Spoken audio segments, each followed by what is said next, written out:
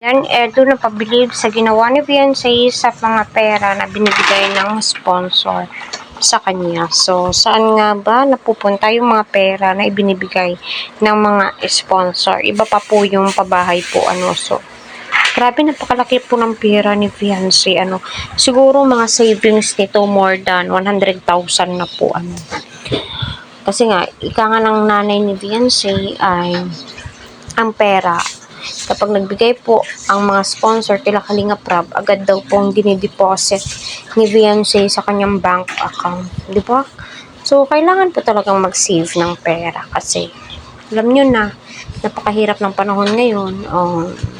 At kita naman po natin kung gaano or papaano pinapahalakahan ni Beyonce ang mga itutulong ng mga sponsor sa kanya. Kaya natutuwa si Kalingap Rab, at ng ibang sponsor. Grabe, si Beyonce lang po ata yung may sponsor na big time po. Grabe yung suporta at pagmamahal nila. Kaya patuloy po natin suportahan si Kalingap Rab, Kuya Bal at ang buong team. Huwag po natin skip ang kanilang ads para sa ganun nga po ay marami pa po kababayan po natin ang kanilang matulungan. So, nakakabilib yung ganitong beneficiary na hindi po maluho. Nakita naman po natin si Beyonce kapag pumupunta sa isang lugar, hindi po siya yung bili ng bili. Mas iniisip niyang mag-save ng pera, mag-save ng mag-save. So nakaugalian na siguro ni Beyonce ito, So panoorin muna natin. Mama mo. Nay, kumusta po kayo? Hello. Okay naman po. Huwag po kayo masyado magpagod. Baka mapasama kayo. Papaanap ko lang ba't? Nakakaano ba? Pahinga muna.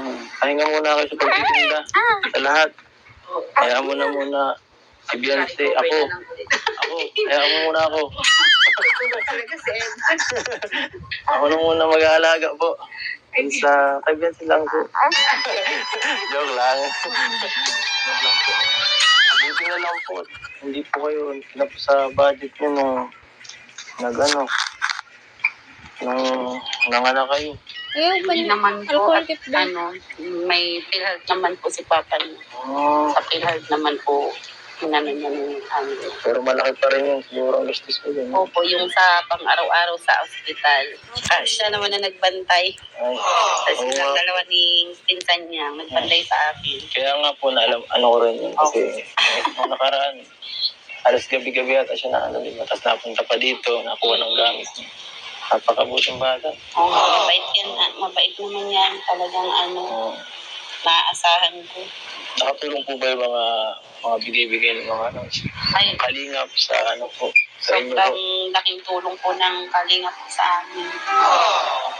Dahil nakadagdag din po ng din sa ospital. Bawas po. Buti naman po. Pero yung niya, yung talagang may savings na siya, talagang hindi namin hindi mo ginagalaw. Talagang hinurog na niya. Yun nga. Yun nga, lagi sinasabi niya, yung pera niya nasa bangko. Ano ito? Kukunin mo. Hindi niya kinukuha eh. Hindi niya talaga kinukuha. Kaya happy yata budget. Wala na rin pong bayad eh.